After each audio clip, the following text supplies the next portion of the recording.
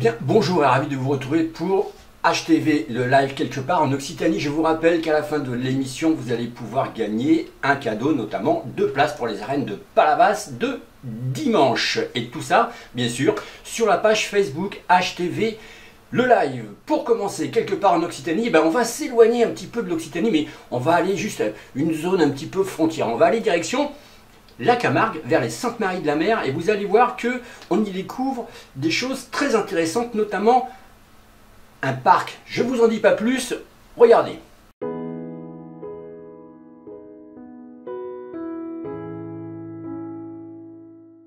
Le parc ornithologique de Pont-de-Gau se situe en Camargue, sur la RD 770 qui mène des Saintes-Maries-de-la-Mer à Arles. Il a été créé en 1949 et depuis 1974, ce qui n'était au début qu'un simple zoo a acquis son statut de parc ornithologique.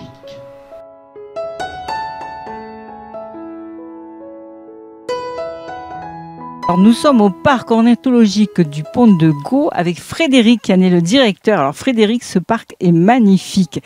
Alors quel est son objectif ?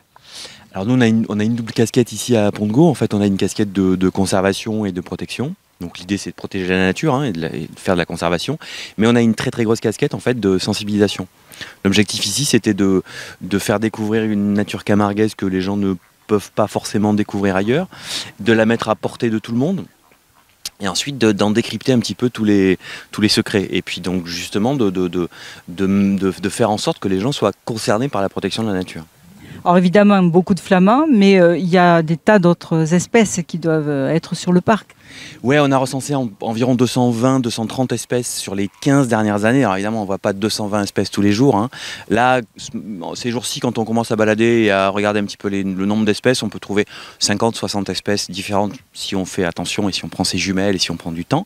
Mais globalement, on a observé 230 espèces d'oiseaux sur la zone, sur les 15 dernières années. Ouais, il y a plein d'espèces, hein. Là, il y a une aigrette garzette, il y a un colvert qui est là derrière, il y a un héron cendré, il y a des flamands. En fait, il faut toujours regarder au 2e, 3e, 4e plan, parce que au 1er plan on voit tout ce qui est gros et visible, c'est-à-dire les flamants roses, mais en fait il y a plein d'autres espèces qui se cachent derrière, qui vont, qui viennent, qui volent, donc c'est vraiment un milieu qu'il faut découvrir et qui demande du temps. En 1949, un ornithologue passionné, André Lamourou, ouvre à Pont-de-Gau un espace composé de petites volières où sont montées quelques espèces avicoles camarguaises. René Lamourou, son fils, lui succède en 1974 et décide de permettre aux visiteurs de voir un maximum d'espèces en liberté dans un parc et de s'informer grâce à la maison du parc. Le rôle de celle-ci est de sensibiliser les visiteurs sur la protection de l'environnement camarguaise et la sauvegarde de ce milieu naturel.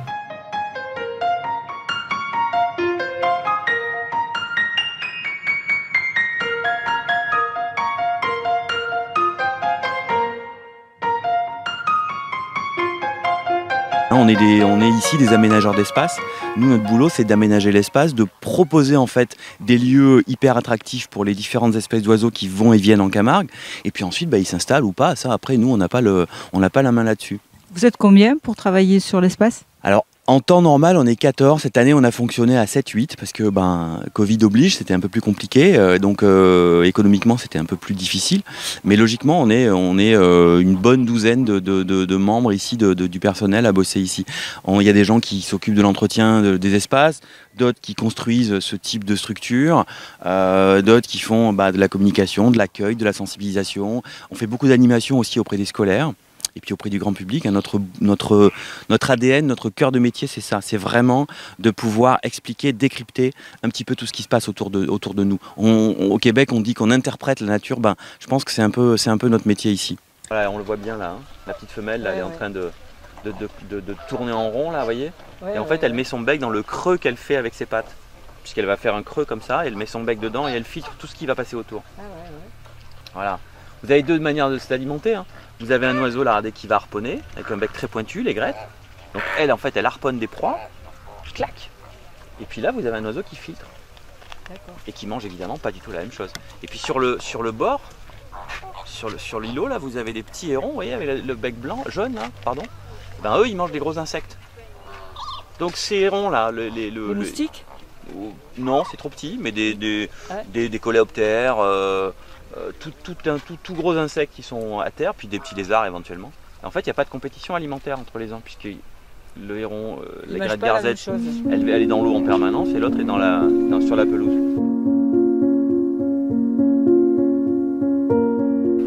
René Lamourou agrandit d'abord le domaine de 12 hectares de marais, aménage et balise des chemins pour permettre aux visiteurs d'approcher au plus près de la faune et de la flore. Puis, en 1987, il loue le marais de Ginès, au parc naturel régional de Camargue. Aujourd'hui, avec ses 60 hectares, le parc permet de découvrir la faune sauvage dans son milieu naturel composé de marais, d'étangs, de roselières, de pelouses, de sansouirs et de roubines.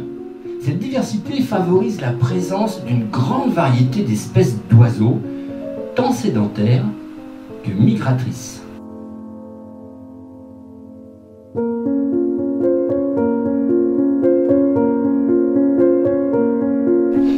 Donc il est né ce printemps en fait, donc il a quelques mois, il a 3-4 mois maximum. Il a déjà sa taille quasi adulte. Et vous voyez, la taille, il est pas petit. Hein. C'est un mâle. C'est un mâle. Voilà. J'ai appris quelque chose. Bah, c'est le but. Et en fait, sa couleur va évoluer. Sa taille très peu, mais sa couleur surtout. Donc il va passer l'année prochaine, il sera gris plus clair. Puis dans 2 ans, il sera blanc. Et puis à sa 4e année, il sera rose en fait, comme les autres. Ils sont roses qu'à partir de la 4e année. Oui, ils sont matures sexuellement à 4 ans. Enfin 3-4 ans, ça dépend des individus. Mais globalement, c'est plutôt 4 ans.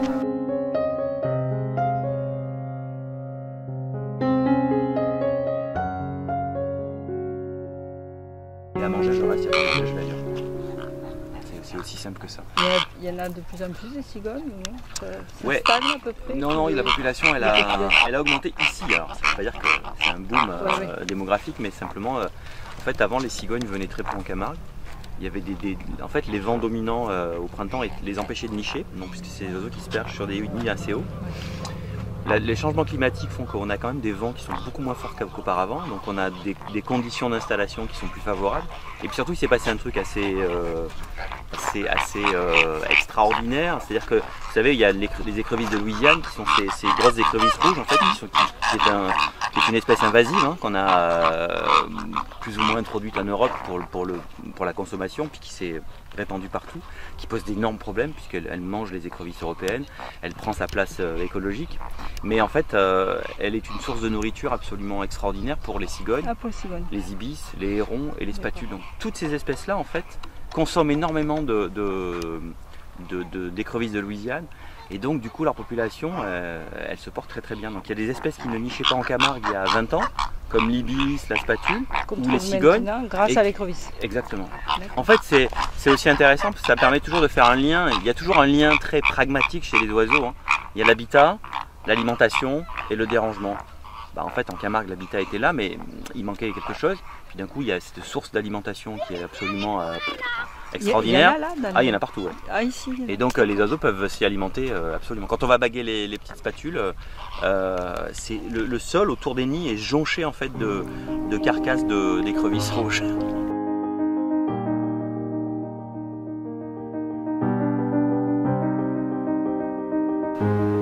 Le parc propose des kilomètres de sentiers de découverte, avec des chemins adaptés à tous et accessibles aux personnes handicapées.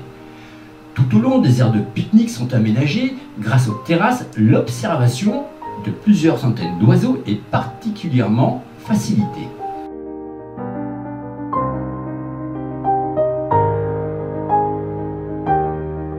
Le flamand, en fait, déjà génétiquement, il a cette coloration-là, mais il a une capacité, c'est qu'il fixe le carotène. Donc quand il va consommer des aliments qui sont colorés par le carotène, il va fixer ce carotène qui va passer dans le sang et qui va ensuite colorer ses plumes. Donc ça va pigmenter en fait sa couleur. Donc l'écrevisse il contribue. Alors il ne mange pas d'écrevisse parce que lui c'est beaucoup trop gros l'écrevisse. Hein, il ne mange en fait que des micro-organismes qui font entre 1 et 2 mm. Dans les fameuses crevettes dont on parle tout le temps, c'est vraiment des choses qui sont microscopiques, qui vivent dans des conditions très particulières puisqu'elles ne peuvent se développer que si on a 80 grammes de sel au litre. donc dans des eaux très salées. Elles mangent des petites algues qui sont rouges, qui colorent d'ailleurs tous les salins en Méditerranée. Ouais. Et en fait, ces petites algues sont mangées par ces micro-crevettes qui sont ensuite mangées par les flamands. Et c'est toute la chaîne alimentaire du carotène. Et en fait, le flamand va fixer le carotène. Mais vous avez plein d'oiseaux en fait qui mangent aussi ces petits organismes, mais qui ne sont pas du tout colorés en rose, parce que eux ne fixent pas le carotène. Et les ibis, les spatules ou les cigognes qui mangent ces écrevisses-là ne fixent pas le carotène, donc en fait ne bénéficient pas de cette coloration. Absolument pas, non, pas du tout. En fait, les oiseaux qui sont dans cette gamme de coloris, rouge, rose, jaune, orange, sont des oiseaux qui fixent le carotène.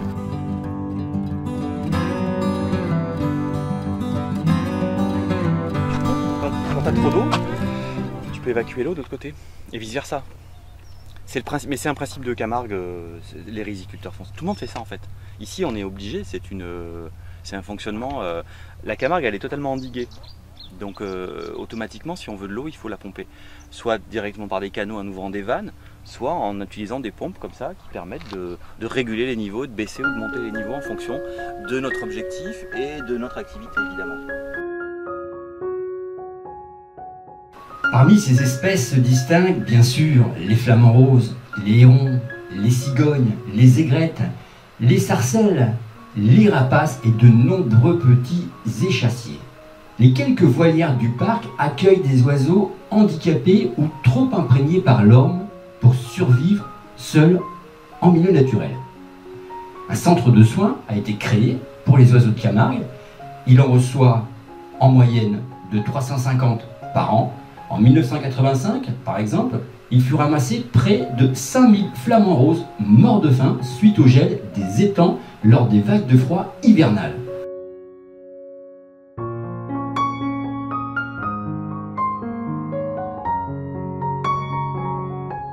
Vous voyez là, il se passe des choses, là, ça bouge, ça brûle, donc il faut attendre que les oiseaux montent un petit peu au sommet des roseaux pour qu'on puisse les observer, mais après le simple fait de les entendre, ben, voilà. Après, il faut aussi être attentif. C'est pas le principe de nous on connaît les chants, on sait quel oiseau chante, mais simplement le fait d'écouter, on entend une diversité de chants. Et donc on peut automatiquement penser qu'il y a plein d'espèces là-dedans, quoi.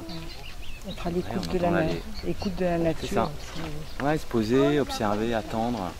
Il se passe toujours des choses en fait.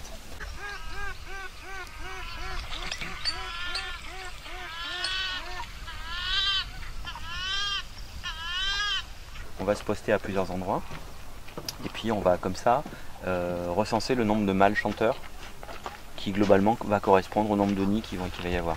Mais on n'a pas d'infos globales sur le nombre de poussins, sur ces petits oiseaux, c'est extrêmement compliqué. Les seules infos qu'on peut avoir, c'est lorsqu'on quadrille en fait l'espace avec des filets de bagages et qu'on bague les oiseaux. Mais ça, bon, on ne le fait pas tout le temps, pas partout, puis c'est un boulot qui nécessite aussi beaucoup de temps, avec des proportions, des pourcentages de recapture qui sont très faibles. On recapture moins d'1% des oiseaux qu'on bague, donc en fait l'impact il est en termes de données c'est quand même c'est pas énorme.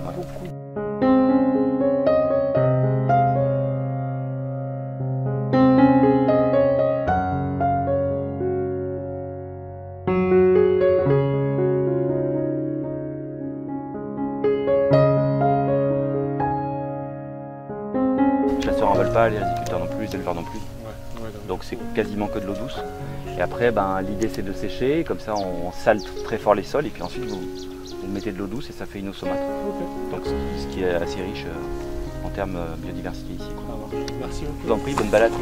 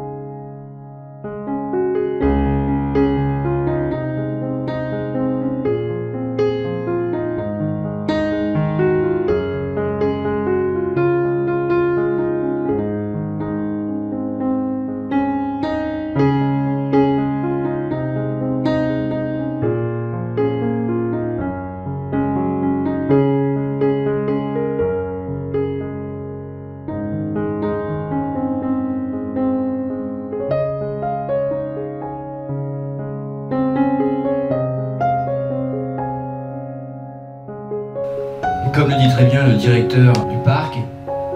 Ici, ce sont les hommes qui se font dans le monde des oiseaux.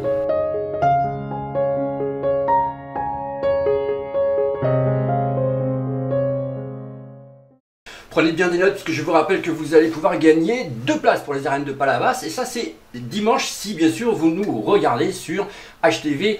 Le live en direct à 19 h, c'est vendredi. Nous, on continue et direction, on reste dans les oiseaux. Direction le LPO. Alors, il est un peu plus petit, mais à l'œil nu, c'est pas évident. Mais en effet, le faucon crassalette est un tout petit rapace. Et il est légèrement plus petit que le faucon cresserelle, mais tout seul, c'est pas évident à voir. Thomas, bonjour. Aujourd'hui, le LPO fait un relâché de faucon cresserellette. Alors, est-ce que c'est assez courant comme opération ? Alors, le fait de relâcher des animaux, c'est assez courant dans le sens où ici, on accueille plus de 2000 animaux par an. Donc forcément, il y en a plus de la moitié qui sont relâchés. Par contre, après, pouvoir les relâcher avec du public, ça, c'est moins courant, puisqu'évidemment, on relâche les animaux quand ils sont prêts. C'est difficile à prévoir. Et donc, on ne peut pas tout le temps, malheureusement, le relâcher devant le public. Mais là, on essaie de le faire pour sensibiliser sur ces animaux et ce qui leur est arrivé. Alors, en plus, il y a des ateliers explicatifs. Voilà, tout à fait. Ici, on est pas très loin d'une zone Natura 2000 qui est gérée par le SMBT. Et donc, l'animal qu'on va relâcher est une espèce à enjeu de protection. Donc, il fait partie de ces espèces à protéger dans le cadre de cette zone Natura 2000.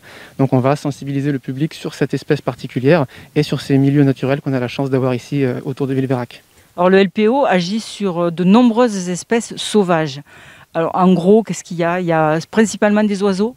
Alors, LPO, comme son nom l'indique, Ligue pour la protection des oiseaux, c'est essentiellement les oiseaux, mais pas que. Ici, par exemple, on accueille aussi des mammifères. On va faire des suivis sur plein d'espèces différentes, comme des amphibiens, des reptiles, des insectes même. Donc, on ne s'intéresse pas que aux oiseaux, mais c'est vrai que c'est les espèces principales qu'on va suivre dans le cadre de la protection de la nature. Alors, c'est des particuliers qui vous les amènent ? Alors nous, malheureusement, on ne peut pas se déplacer pour aller chercher ces animaux. On est beaucoup de bénévoles, peu de salariés et on doit s'occuper des animaux en soins. Donc on ne peut pas se déplacer pour aller les chercher. Donc généralement, c'est des particuliers, soit ceux qui les ont trouvés, soit des bénévoles de l'association qui œuvrent pour nous ramener ces animaux. Bon, ben on va regarder ce magnifique événement de relâcher d'oiseaux.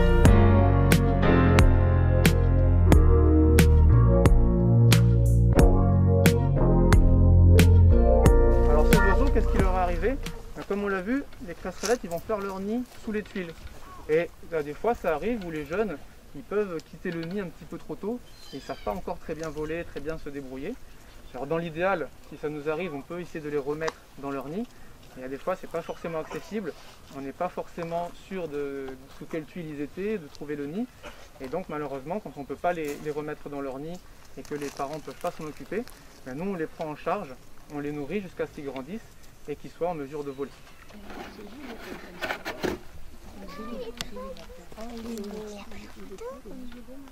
Donc voilà, vous voyez, c'est un petit faucon.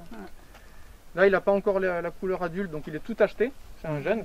Il sera tout uni comme on l'a vu en photo quand il sera adulte. Allez, on est prêt? Ah ouais.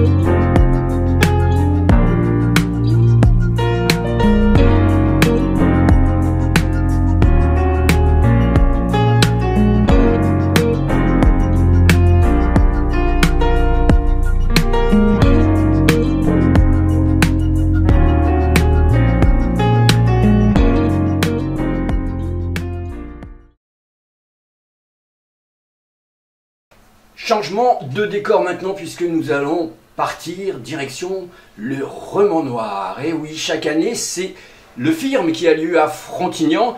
Alors on vous a rapporté quelques petites images puisque le FIRM était un petit peu différent, vous vous en doutez.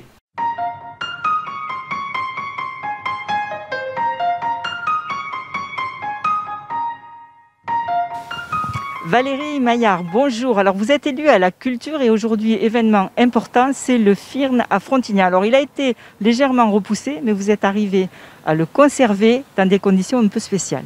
Absolument, le FIRM est programmé traditionnellement début juin. Évidemment, cette année, avec la crise sanitaire que nous rencontrons, on l'a reporté au mois sur ce week-end de septembre. Et évidemment, dans une forme un peu modifiée, puisque nous sommes contraints à des effectifs, des jauges plus réduites, mais également à des auteurs, puisque vous le savez, 54 auteurs qui sont invités chaque année. Dans les 54, 8 auteurs régionaux et les auteurs étrangers n'ont pas pu se déplacer jusqu'à nous. Donc on a modifié sa forme, on a modifié un petit peu son contenu, mais on l'a maintenu parce que à Frontignan, la culture c'est important et on y tient beaucoup. Voilà. Et le FIRM, c'est un des moments forts de la culture à Frontignan. Absolument, depuis 23 ans, puisqu'on en est à sa 23e édition, le Festival international du roman noir est une manifestation qui défend la lecture publique, qui défend l'idée que lire pour tout un chacun, c'est ce qui nous permet, c'est un éveil au monde et pas que culturel. Alors comment ça se passe concrètement ? Alors concrètement, donc on a commencé déjà un petit peu dans la semaine avec des siestes noires qui consistent à des lectures au public. Et là, tout le week-end, hier soir, il y avait une soirée cinéma avec présentation des films de l'invité d'honneur Jolance Dalle. Et là, tout le week-end, on a des balades littéraires et des balades fluviales. C'est-à-dire que la balade littéraire, j'y étais ce matin au Bois des Aresquiers, sont réservés à une dizaine de personnes, avec un auteur qui vient lire des extraits de son dernier livre. C'est la même chose pour les balades fluviales, mais ça se passe sur l'eau. Donc ça, c'est pour les balades littéraires. On a aussi une exposition d'Aurélia Grit qui est installée dans les rues de Frontignan, sur les vitrines des commerçants qui sont partenaires également de cette manifestation. On retrouve justement... parce que les auteurs étrangers ne pouvaient pas être présents physiquement, on les retrouve tout le week-end à la médiathèque Montaigne où en visio, ils nous parlent de leur dernier roman. On les retrouve également sur le site du FIRM. Et alors j'essaie de rien oublier. Vous avez ici sur le quai les compagnons du livre qui présentent, qui est une espèce de foire aux bouquinistes où on peut trouver les romans qu'on cherche d'occasion, voilà. Et je crois que j'ai fait le temps. Donc un événement complet malgré la crise sanitaire, avec une organisation spécifique et le soleil qui est là en plus. Absolument, il fait beau, c'est très agréable puisque ça se passe dehors essentiellement.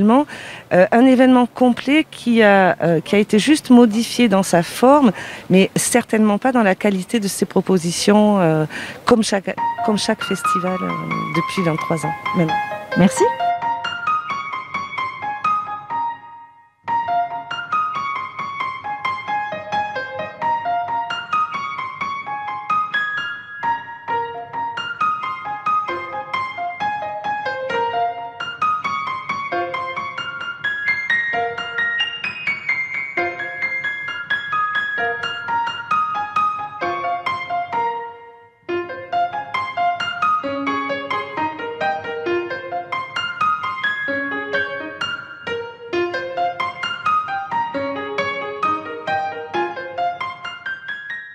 Et puis comme chaque vendredi, vous le savez, on file un petit coup de main à la SPA de Montpellier. Alors, êtes-vous prêts à adopter un animal? Rendez-vous tous les vendredis sur HTV le live en partenariat avec la SPA. À 19 h pour la présentation d'un chien ou d'un chat qui est à l'adoption. Alors, êtes-vous prêt à adopter ?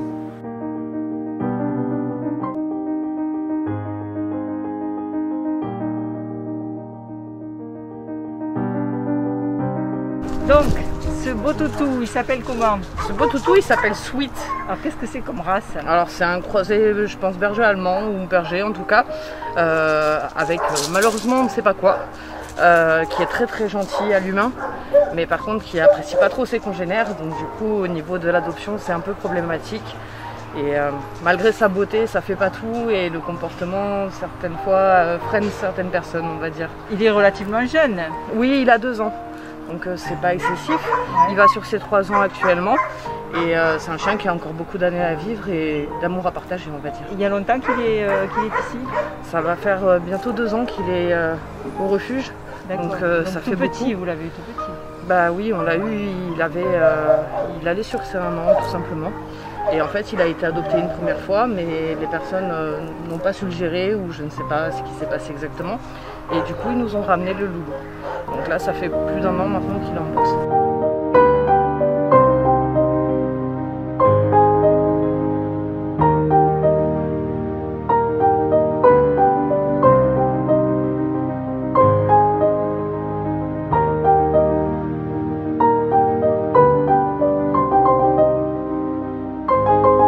Est-ce que je peux venir plusieurs fois pour voir si cet animal me correspond? Bien sûr, vous pouvez venir plusieurs fois, notamment que c'est un loulou qui malheureusement n'intéresse pas grand monde.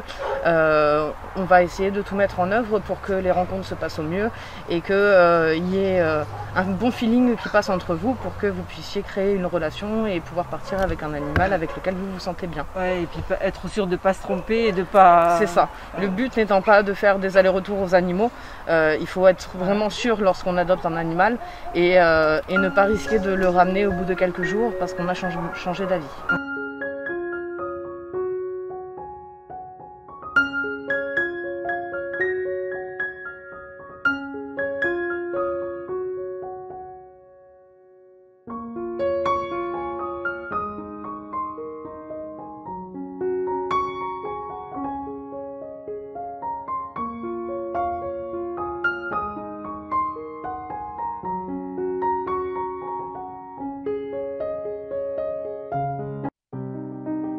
Rendez-vous tous les vendredis Sur HTV, le live en partenariat avec la SPA. à 19 h pour la présentation d'un chien ou d'un chat qui est à l'adoption.